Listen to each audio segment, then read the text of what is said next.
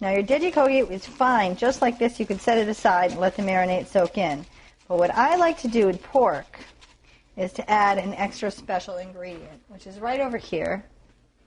This is called gochujang. It's a very common item in Korean kitchens, and what it is a chili pepper and soybean paste that's been fermented.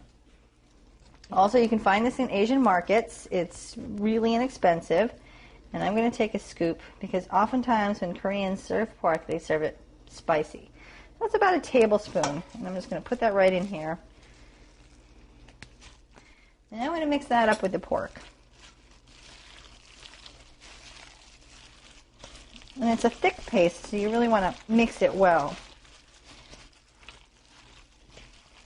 And it's a really interesting flavor. Sometimes you can make an entire meal out of just a sauce made from gochujang and rice. And as you can see, it's going to add a lot of color to the meat.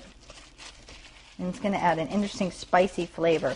Although it's not really spicy. It's not burn your mouth and kill yourself spicy the way some kimchis can be. Okay, and now we're going to set that aside and we're going to prep up our vegetables.